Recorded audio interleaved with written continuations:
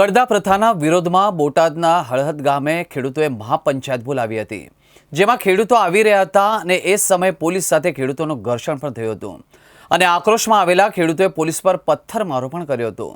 ગ્રામજનો એકત્રિત થઈ પોલીસ પર તૂટી પડ્યા। પોલીસ બસ અને વાનના કાચ પણ તોડી નાખ્યા અને એટલું જ નહીં, પોલીસની વાન પણ ઊંધી પાડી દીધી હતી।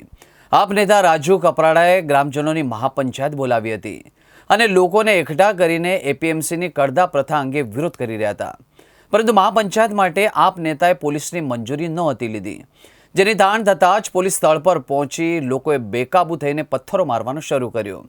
ગામનો માહોલ તંગ બનતા સ્થિતિ કાબૂ કરવા માટે પોલીસે ટીયર ગેસના સેલ છોડવા પડ્યા હતા। બોટાદના ડીવાયએસપી મહર્ષિ રાવલ, એલસીબી પીઆઈ સોલંકી સહિત 4થી વધુ પોલીસ કર્મચારીઓને નાની મોટી ઈજા પહોંચી હતી। બોટાદમાં પથ્થરમારાની ઘટના બાદ આપના નેતાઓ સામે ફરિયાદ થઈ છે। આપ નેતા પ્રવીણ રામ, રાજુ કપરાડા સહિત 85 લોકો સામે ફરિયાદ કરવામાં આવી છે।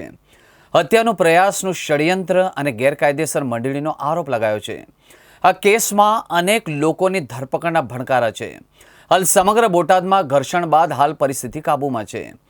ગામમાં હાલ પરિસ્થિતિ સામાન્ય છે। ગામે મસમોટા પોલીસ કાફલો પણ ગોઠવ્યો અને ગામ પોલીસ છાવણીમાં ફેરવાયું છે। હળહદ ગામે ખેડૂતો અને પોલીસ વચ્ચે ઘર્ષણ થયું હતું, તેમાં મોટાભાગના ગામ બહારના લોકો હોવાનું પણ ચર્ચાઈ રહ્યું છે। સ્થાનિક આગેવાન મયુરભાઈ જમોડે કહ્યું કે પોલીસે ગામના કેટલાક નિર્દોષ લોકોને મારીને પકડ્યા છે, એ વ્યાજબી નથી। પોલીસે જે પણ નિર્દોષ લોકોને પકડ્યા છે તેને છોડાવવામાં આવે એવી આગેવાનોએ માંગ પણ કરી હતી। નમસ્કાર દોસ્તો, આજે બોટાદની અંદર ભાજપના કહેવાથી પોલીસે એકદમ ઘાતકી, ક્રૂર અને બર્બરતાપૂર્વક લાઠીચાર્જ ખેડૂતો ઉપર કર્યો છે, એવા સમાચાર મળ્યા છે। બોટાદના ખેડૂતો અને ગુજરાતના આખાના ખેડૂતો છેલ્લા ઘણા વર્ષોથી ભ્રષ્ટ ભાજપની સરકાર પાસે પોતાના અધિકારો માંગી રહ્યા છે। બોટાદની અંદર ખેડૂતોએ લોહી પરસેવો રેડીને પકવેલા કપાસ અથવા અન્ય જણસો જ્યારે યાર્ડમાં વેચવા જાય, માર્કેટિંગ યાર્ડમાં, ત્યારે માર્કેટિંગ યાર્ડમાં રહેલા ભાજપના મળતિયાઓ અને ભાજપના જે કંઈ પણ નફાખોરો છે એ ખેડૂતોની ખેત પેદાશમાં કડદો કરી અને ખેડૂતોને લૂંટવાનું કામ કરતા હતા અને લૂંટની સામે અવાજ ઉઠાવવાનું કામ આમ આદમી પાર્ટીના માધ્યમથી આમ આદમી પાર્ટીના નેતા રાજુભાઈએ કર્યું।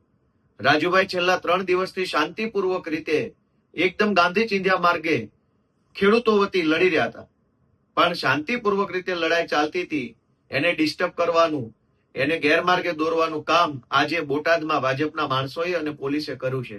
આજે ખેડૂતોની મહાપંચાયત યોજવામાં આવી હતી અને આ મહાપંચાયતમાં હજારો ખેડૂતો એકઠા થયા। એની ઉપર ગાંધીનગર વાળાના આદેશથી બર્બરતાપૂર્વક ખૂબ ઘાતકી રીતે લાઠીચાર્જ કરવામાં આવ્યો છે। અનેક નિર્દેશ ખેડૂતોને મારવામાં આવ્યો છે। ટીયર ગેસના સેલ છોડવામાં આવ્યા છે। આટલી હદે અન્યાય, અત્યાચાર અને દાદાગીરી એ અંગ્રેજોને પણ શરમાવે એવું કૃત્ય છે। ખેડૂતોના હામી બનવાના બદલે, ખેડૂતોની મદદ કરવાના બદલે, ખેડૂતોના હક અને અધિકારો આપવાના બદલે ખેડૂતો ઉપર ટીયર ગેસના સેલ છોડવા, ખેડૂતો ઉપર દંડા વરસાવવા એ ભાજપની હલકી માનસિકતા છે અને એની સામે આમ આદમી પાર્ટી લડી રહી છે।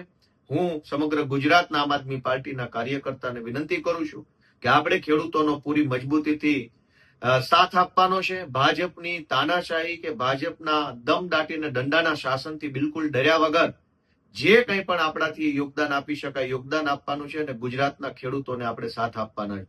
બોટાદની અંદર જે ઘટના બની છે એ નિંદનીય ઘટના છે।